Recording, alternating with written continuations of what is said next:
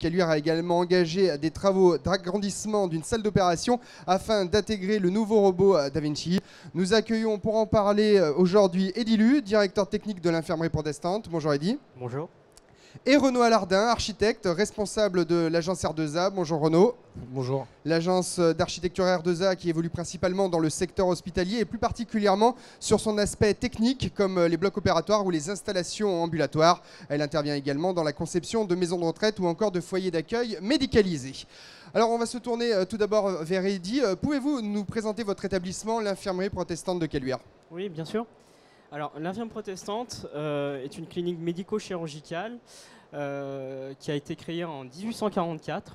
Vous pouvez retrouver les différentes dates de création, d'éménagement et de restructuration de la clinique au fil des années.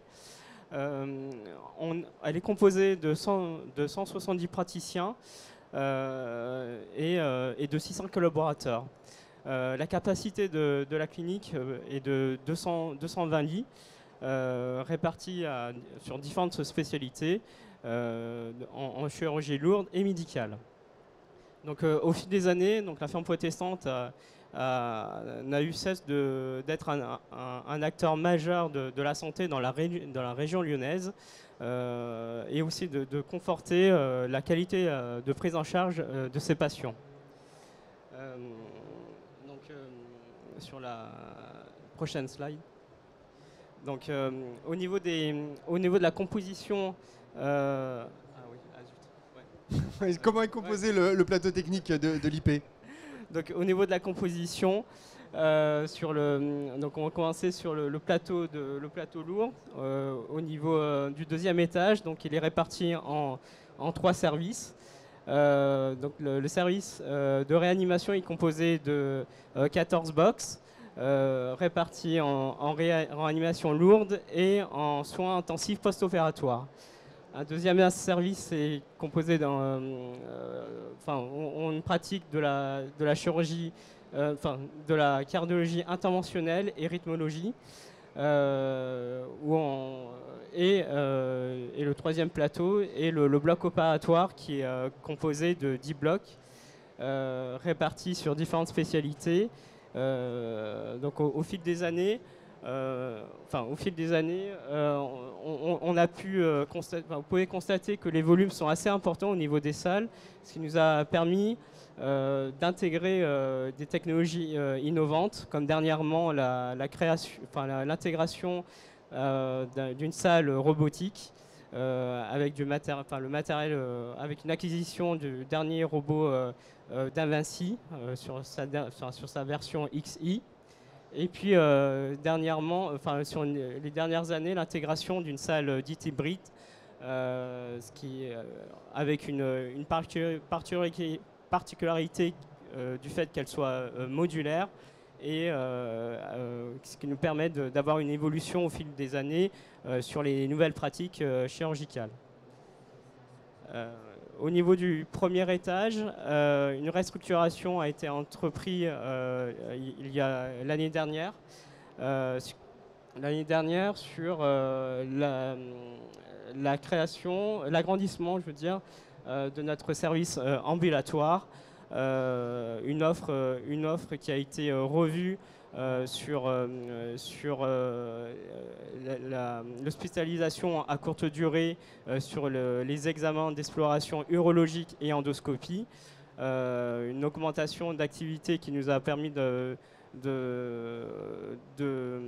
d'absorber une augmentation de 3000 examens d'exploration urologique et 6000 examens d'exploration endoscopie par an, chaque année. Au niveau du plateau du rez-de-chaussée, vous pouvez constater que l'agencement a été fait sur notre service de radiologie. La création d'un centre du sein de la femme dite de scénologie et un travail qui a été fait sur la restructuration de notre service de pharmacie avec l'intégration d'une URCC. Et aussi une modification qui a été entreprise l'année dernière sur la restructuration de notre service de stérilisation. La particularité sur la restructuration du service sur la cité de la clinique, c'est que ça a été un projet qui a été fait très rapidement. On a été contraint par le temps. On a fait un projet en 2 mois d'études et on a réalisé le chantier de la restructuration complète en 2 semaines pour pouvoir remettre en place tout le principe de marche en avant dans la ST et pouvoir garantir l'asepsie complète en ISO 8 de la salle de conditionnement pour justement la remettre aux normes actuelles. Alors Renaud, vous intervenez depuis 2008 au sein de l'IP. Avant de continuer avec ces différents projets, pouvez-vous nous présenter votre agence R2A ? L'agence R2A en fait est née en 2012. J'ai travaillé pendant 5 ans dans une agence lyonnaise dédiée dans l'architecture hospitalière. Suite à la conjoncture, elle est en cessation d'activité. J'ai étudié en fait, l'étude du rachat de cette société, plus du coup la récupération des dossiers vivants de l'agence auprès du mandataire. Ce qui m'a permis du coup de pouvoir avoir un portefeuille de clients pour démarrer. Et R2A, en fait, j'étais en charge de l'extension de la clinique protestante. Je travaille avec eux donc depuis 2008. Et avec l'accord avec un accord avec le directeur de l'établissement, on a pu créer R2A et ils m'ont confié un projet de réhabilitation de leur établissement. L'agence donc est située, notre siège social est dans Lyon même. L'agence est sur Vénissieux, à côté de Lyon. On est 3 personnes, avec une partie administrative et donc le reste en dessin. Et on a des appuis freelance pour les pics de production et on s'associe avec différentes agences de taille similaire ou plus grande pour mutualiser les compétences qu'on peut avoir pour pouvoir avoir une offre globale auprès de nos clients en fait. Alors l'infirmerie protestante a été votre première opération d'envergure. Ensuite, vous avez enchaîné les opérations, notamment sur l'IP. Quelles ont été les étapes de cette collaboration ? Donc, c'est un parcours assez atypique. La clinique protestante a été aussi ma première expérience chantier. C'est ça. Donc j'ai découvert le monde hospitalier par le chantier. En démarrant sur cette opération, c'était la restructuration au rez-de-chaussée, la création de l'URCC en 2008, avec en parallèle le réaménagement de la pharmacie et l'augmentation de 2 postes pour le SIPO, le soin intensif post-opératoire, et des travaux sur la banque de sang, des aménagements au niveau du cœur de l'AREA. Donc j'ai démarré mon activité dans le secteur de la santé, dans les points un peu clés et comment dire, les plus sensibles de l'établissement de santé. On a par la suite démarré en tant qu'R2A, on a démarré, c'est un projet qui me fait sourire à chaque fois, on a refait le sas d'entrée de la clinique pour pouvoir avoir un accès plus pratique pour les personnes à mobilité réduite. Voilà, le service orthopédie nous en veut maintenant, mais on a pu réparer, on a fait quelque chose de plus intéressant. Et on travaille aussi en parallèle, on a beaucoup travaillé sur le pôle d'imagerie, avec la création, on va y venir après, donc du nouveau bâtiment de la clinique. En fait, en 2010, la clinique, je ne sais plus, la médecine nucléaire, c'est l'autorisation, c'est 2010. Oui, 2010. Donc la clinique de Caluire a une autorisation de médecine nucléaire. Donc elle s'est associée avec d'autres établissements lyonnais parce qu'ils n'avaient pas de médecins nucléaristes au sein de l'établissement. Et on a donc créé en fait un bâtiment de consultation posé sur un socle d'imagerie, où on a créé donc le service de médecine nucléaire et le transfert de la partie IRM, ce qui a libéré donc de l'espace au rez-de-chaussée, qui nous a permis de pouvoir restructurer le service de radiologie de la clinique. Et en même temps, donc on a sorti de la clinique tous les cabinets de consultation. Donc si tu as quelque chose à dire. Non, c'est bon. Donc le projet, en fait, la collaboration qu'on a eue avec la clinique. Donc quand on a créé, c'est le bâtiment que vous voyez avec le silo de circulation verticale. On a transféré donc toute la partie imagerie, toute la partie consultation, ce qui a permis de pouvoir libérer sur le premier étage de la clinique. Je vais pas là. Hop, on est ici. Toute cette zone, décidément. Voilà. On a pu libérer donc toute la zone que vous voyez ici, qui était actuellement, en fait, qui était avant des consultations médicales. Donc quand on a transféré toute cette partie-là, ça nous a permis de pouvoir réaménager le plateau technique, parce que la clinique avait aussi une politique de développement de l'ambulatoire, qui est le développement de l'avenir de l'acte du soin. En parallèle, il y a eu l'obligation pour la pose d'état-vie, la pose des valves percutanées, de créer une salle hybride. Donc on a en même temps en parallèle restructuré le bloc opératoire et puis après la partie stérilisation de la clinique aussi. Alors on le sait, les technologies évoluent, cela oblige les établissements de santé à s'adapter à ces évolutions, notamment en matière d'infrastructure. Quelles ont été les problématiques auxquelles vous avez été confrontés, Eddy ? Alors, en fait, d'ores et déjà, c'est vrai que la clinique est tournée sur deux pôles d'excellence qui sont la cancérologie et le pôle cardiovasculaire. Donc il a fallu qu'on puisse innover nos infrastructures qui dataient et suivre la réglementation en vigueur sur des nouvelles contraintes réglementaires. Donc comme a dit Renaud, le fait que les poses par voie percutanée de valve aortique a fait qu'on a dû changer nos conditions de travail, parce qu'anciennement, ce type d'intervention était fait dans un milieu non aseptique. Donc aujourd'hui, il a fallu moderniser une de nos salles pour pouvoir faire ce type d'intervention en niveau d'asepsie, on dit en ISO 5. C'est-à-dire qu'avec un traitement d'air qui est étudié pour pouvoir faire ce type d'intervention, jumelant chirurgie cardiaque et angioplastique, quoi. Donc on a pu trouver un concept sur le fait que, évidemment, le fait d'avoir des volumes assez importants au niveau de notre bloc opératoire nous a permis de pouvoir faire une restructuration avec des matériaux innovants. Donc on a pu travailler ensemble avec Renaud Alardin et un prestataire de service qui est le laboratoire Trumpf, pour créer en fait une salle modulaire en intégrant des contraintes majeures qui ont été de faire ces travaux en site occupé, donc tout en garantissant un niveau d'activité à 100% de nos chirurgies et de garder un niveau d'asepsie à 100%. Pour pas que les travaux, par l'engendrement des travaux, ne créent des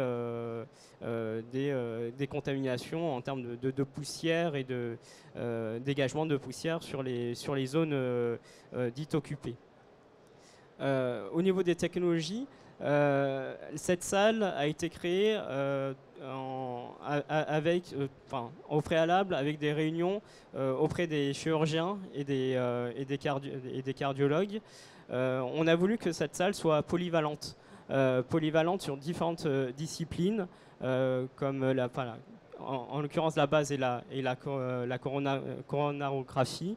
Mais c'est la réglementation qui demandait que les poses de valves en percutané soient en fait intégrées dans une salle chirurgicale. C'est qu'en cas de complication, on devait en fait imbriquer une chirurgie cardiaque dans la foulée en cas de complication de la pose de cette valve. Ont aussi participé dans ce projet les rythmologues qui ont en fait une sans cesse évolution de leur technique, donc avec le travail avec le fait qu'ils travaillent avec des équipements qui sont très complexes et difficiles à mettre en place sur une salle dite classique et aujourd'hui chirurgicale. Donc aujourd'hui, on leur apporte la facilité d'avoir une structure dite modulaire et l'installation de ces équipements assez facilement par l'intégration de ces techniques d'architecture dite modulaire. Alors, dans ce contexte, on va donner la main à Renaud. Quel est le rôle de l'architecte ? Le rôle de l'architecte sur ce type de restructuration, c'est surtout on va faire un petit focus sur la partie bloc opératoire. On viendra aussi un peu sur les travaux du premier étage. Sur le bloc opératoire, dans la conception, déjà à la base, c'est pour une augmentation de salle, pour transformer une salle traditionnelle en salle hybride, il faut trouver la place. Voilà, on peut pas pousser les murs. Donc il y a toute une réflexion, on a eu toute une réflexion avec les utilisateurs, avec Eddy, avec la direction, la responsable de bloc, sur l'intervention des travaux en site occupé. Donc on a eu une première étape qui a été de phaser un peu les travaux qu'on pouvait réaliser. Donc vous pouvez voir, donc, on a une première étape qui a été le transfert d'un local de lithotricie qu'on avait besoin pour récupérer de l'espace de stockage qu'on devait enlever à un autre endroit. La dernière zone de travaux, on a installé le robot d'Avinci à Noël. Et donc la phase critique qui était donc l'installation de la salle hybride. Le point critique sur ce point-là, donc c'est de trouver la localisation, et ce qui nous a permis de pouvoir faire les travaux sans mettre en péril l'activité. On s'est appuyé en fait sur un truc qui est tout bête, c'est qu'on a des baies accessibles pompiers pour accéder au bloc. Nous, ça a été notre accès chantier, et on a travaillé donc sur un confinement de la zone pour pouvoir éviter les transferts de poussière, ne pas faire une baisse d'activité de la clinique, pas de maladie nosocomiale. Et le point très critique qu'on a eu sur la salle hybride, c'est qu'en fait il y a le secteur de chirurgie cardiaque qui se trouve juste à côté. Secteur de chirurgie cardiaque qui est opérationnel 7 jours sur 7, 24 heures sur 24. Donc on ne pouvait pas neutraliser, parce qu'on a la circulation pour accéder aux deux salles de chirurgie cardiaque se passait juste devant la zone de bloc. On n'avait pas d'autres moyens pour faire accéder les patients. Donc on a dû travailler sur un confinement spécifique qu'on va voir ensuite. Donc la première étape, le transfert du lithotriteur, ça a été de jouer en fait avec les escaliers de secours en faisant les confinements. Donc vous voyez les traits rouges sur nos plans, c'est les cloisons de confinement. Donc cette partie-là, on était dans la zone bureau, espace médecin, donc on avait moins de problématiques. Par contre, quand on est arrivé dans la zone de chirurgie cardiaque, pour pouvoir créer la salle hybride, on a dû en fait transformer qu'on a mis à la place de la salle 8, on a récupéré l'espace de stockage. On a dû intervenir sur la salle 7 pour modifier l'accès, voilà, des petites choses. Et donc on a dû créer donc des cloisonnements étanches. Donc on a créé ces cloisonnements étanches les week-ends. Le dimanche, on avait une entreprise spécialisée qui venait vérifier l'étanchéité des locaux, de la cloison, avec un constat d'huissier pour qu'on puisse garantir pour l'établissement et aussi pour l'entreprise qu'il n'y ait aucun risque et que l'activité puisse se faire. Ce qui a été important aussi, ça a été la période de chantier. Parce qu'un directeur d'établissement, si on lui dit monsieur le directeur, on va vous enlever une salle d'op pendant 2 mois, en pleine activité, généralement ils ne sont pas trop contents. Donc on a profité de l'été pour pouvoir faire les travaux. Donc ces travaux du bloc opératoire ont été faits en 3 mois pour bénéficier en fait de la période juillet-août, qui est une période plus calme, qui permet à la clinique de fermer en fait une salle, et on a pu jouer en ayant en fait la salle qui était fermée était la salle qui était en travaux. Donc les travaux de la salle 7 ont été faits en 1 mois.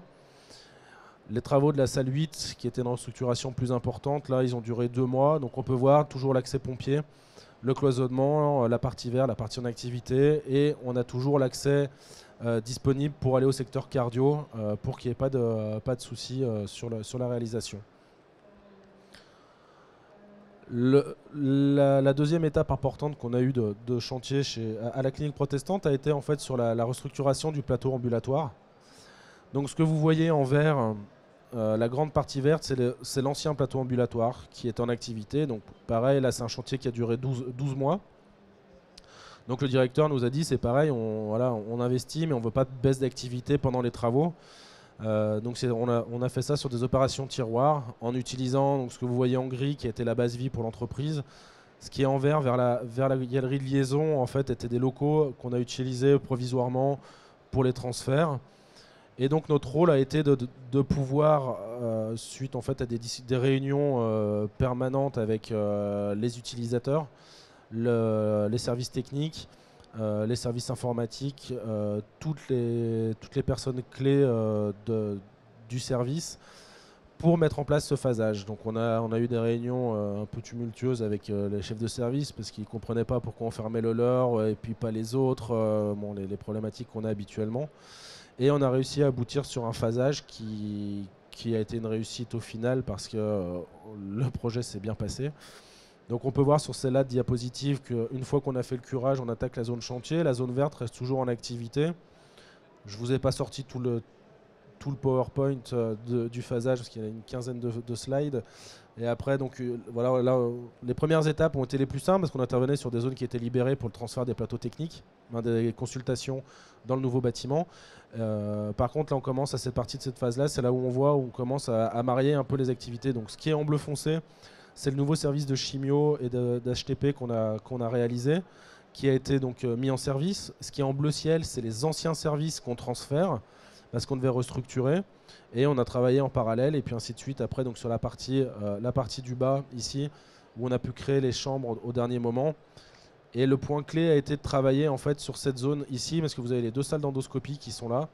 On a dû créer la décompta qu'on transférait, donc on a créé la zone de décompta sur le côté avec l'augmentation du service urologique et de l'exploration digestive pour pouvoir après restructurer cette zone. Donc à la fin du chantier, on avait donc tout ce qui est en bleu, orange en activité et en fait on avait le cœur du site en chantier avec aussi une interface au niveau du noyau de circulation verticale qui était un peu complexe parce qu'on devait garantir aussi tout le long du chantier la sécurité incendie.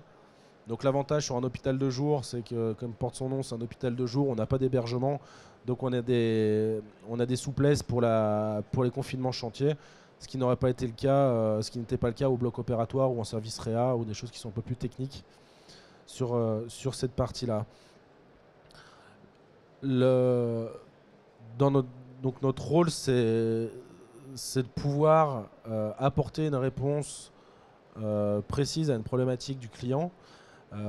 Par l'évolution des technologies, par l'évolution des modes de soins, par l'évolution des activités qu'ils peuvent avoir, c'est de pouvoir intégrer, je parle bien dans le cadre d'une restructuration, de pouvoir intégrer en fait toutes leurs demandes à l'intérieur de l'espace disponible et de travailler ensemble pour pouvoir phaser les travaux et limiter au maximum les imprévus. On a un problème en ce moment dans la construction, c'est que tout le monde veut aller très vite et bâcler les études et le temps de réunion. Alors, il ne faut pas être atteint de réunionnite non plus, mais les réunions de travail pour travailler sur ces phasages et informer toutes les personnes qui vont être impactées par les travaux est la clé de la réussite du projet parce que pendant la durée du chantier, on a anticipé toutes les problématiques qu'on pouvait avoir. Donc, c'est vraiment un dialogue et un échange en permanence. Et pendant le chantier également, l'échange en permanence avec le client, avec les bureaux d'études, avec l'entreprise est aussi très, très important. Alors il s'agissait d'opérations complexes, on l'a bien compris. Renaud, Eddy, quel bilan dressez-vous aujourd'hui ? Alors, de notre côté, le bilan est assez positif. Parce que tous les projets qu'on a entrepris sur les dernières années, que ce soit sur la création du bâtiment de consultation, mais sur les travaux de restructuration ou la création de salles dites innovantes, ont été un succès. Les les cahiers des charges ont été respectés, que ce soit en termes de planning, mais aussi, aussi financier.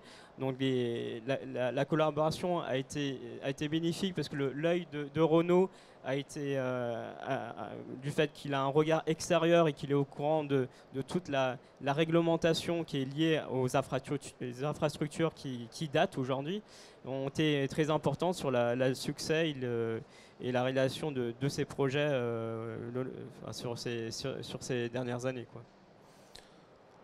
Merci.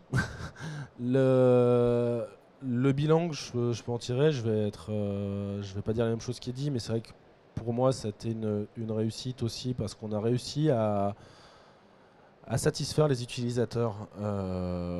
C'est une réussite quand un projet, on garantit le bilan financier à notre client, on lui garantit le planning. Je veux dire, pour moi, c'est pas une réussite, c'est la base de notre métier. Après, la réussite, c'est quand on se balade dans les services et que les utilisateurs sont contents de ce qu'on leur a proposé. On peut le voir sur les images qui sont mises sur la slide.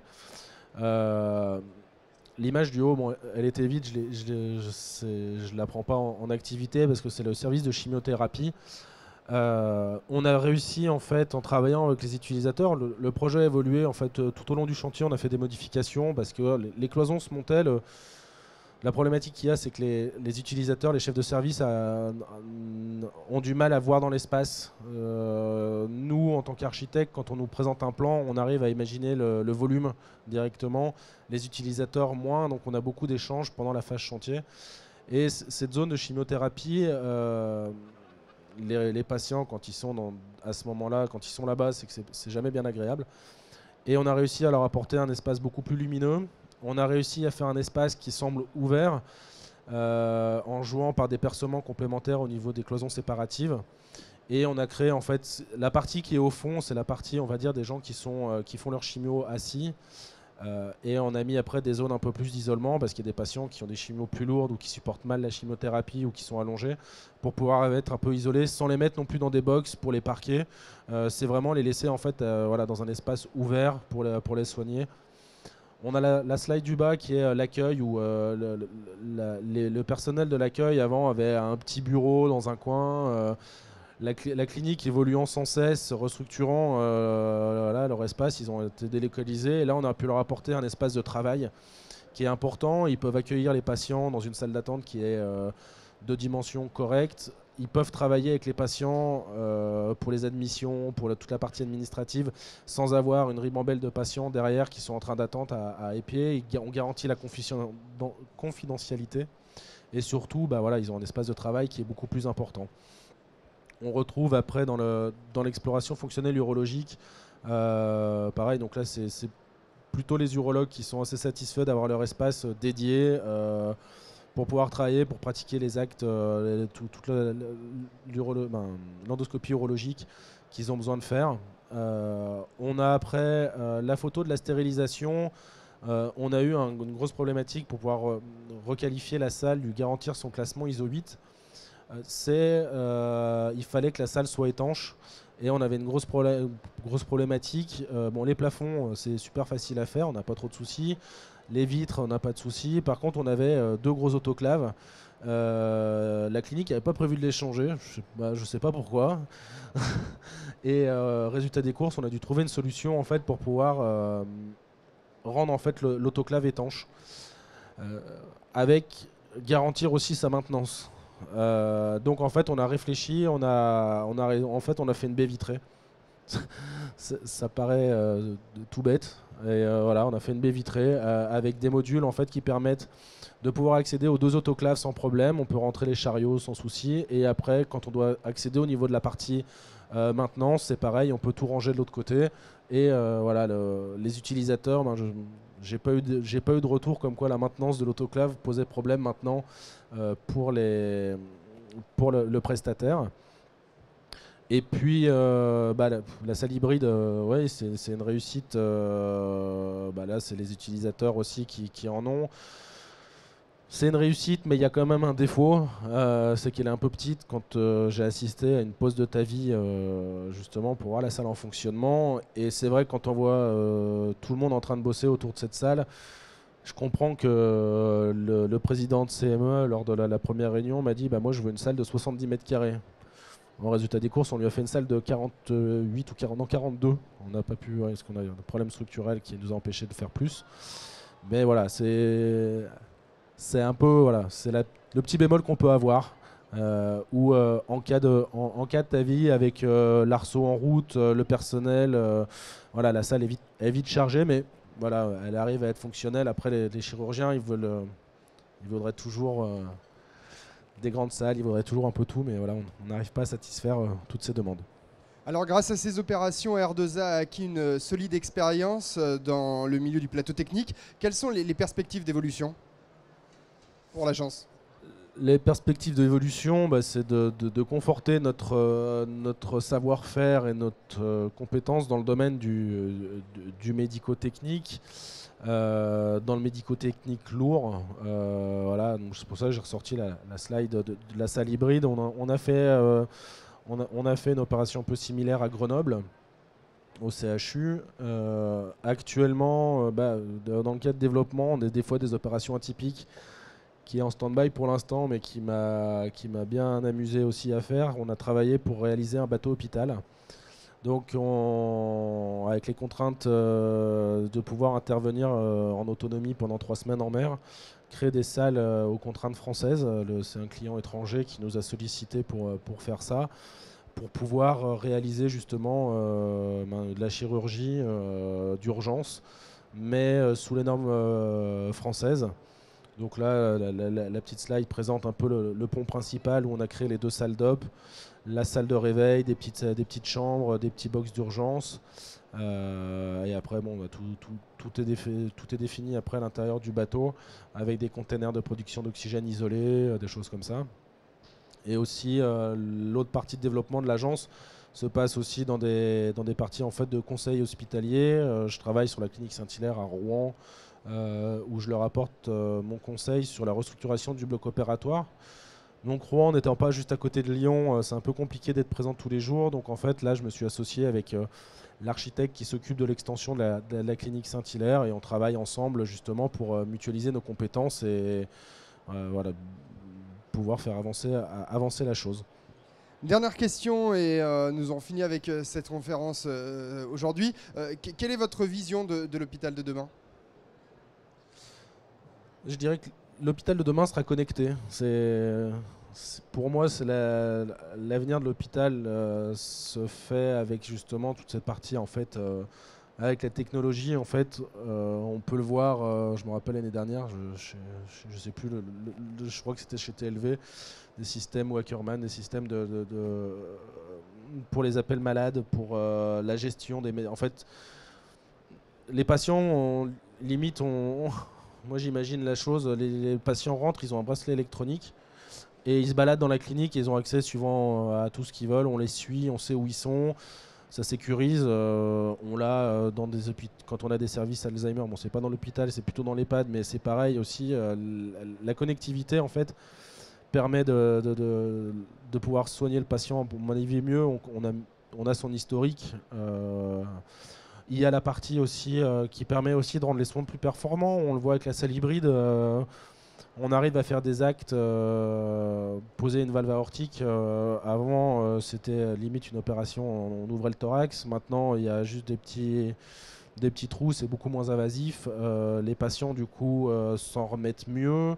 Ça coûte aussi moins cher pour faire l'acte. La salle coûte plus cher, mais voilà, c'est vraiment cette partie-là où on va. Voilà.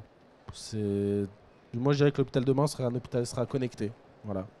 Merci Renaud, donc, de l'agence R2A et Lilu, donc de l'infirmerie protestante de Lyon-Caluire. Merci pour votre présence, merci pour votre attention. Vous pouvez rencontrer à l'issue de cette conférence les différents intervenants. Et bon après-midi sur le salon de santé et autonomie. Je vous donne rendez-vous dans quelques minutes sur le village des architectes avec une nouvelle conférence consacrée à la construction d'une extension à l'hôpital Erasme sur le site du campus hospitalo-facultaire d'Anderlecht en Belgique avec l'agence Assar Architectes. Ce sera donc à 14h15 sur le village des architectes. Merci beaucoup. Merci. Merci. And my heart is set on you. You better shape up. You better understand. To my heart.